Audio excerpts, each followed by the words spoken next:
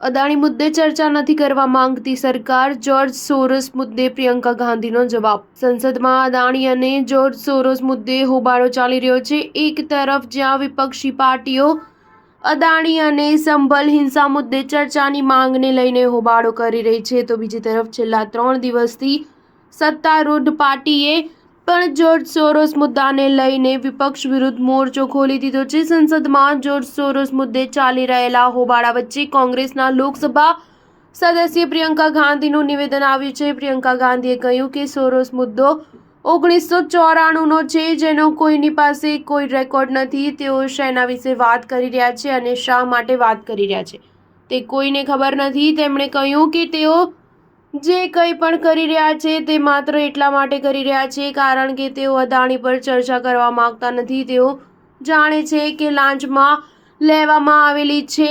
તેઓ જાણે છે કે લોકો વીજળીના મોટા બિલોથી પરેશાન છે। તેઓ જાણે છે કે તેમની પાસે આનો કોઈ જવાબ નથી। તેમણે લાંચ લીધી છે। પ્રિયંકા ગાંધી આગળ કહ્યું કે અમે ગૃહ ચલાવવા માંગીએ છીએ, પરંતુ સરકાર અદાણી મુદ્દો ચર્ચા કરવા જ નથી માંગતા।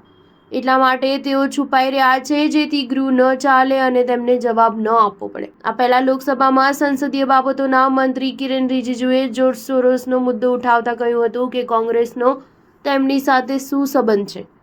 શુક્રવારે લોકસભાની કાર્યવાહી સ્થગિત કરતા પહેલા ભાજપ સાંસદ નિશિકાંત દુબેએ જ્યોર્જ સોરોસના મુદ્દે કોંગ્રેસ અને રાહુલ ગાંધીને 10 સવાલો પૂછ્યા હતા। સોરોસ મુદ્દે રાજ્યસભામાં 2 દિવસથી હોબાળો ચાલુ છે। સ્ટાર ન્યૂઝ 7 હંમેશા સચ્ચાઈની સાથે।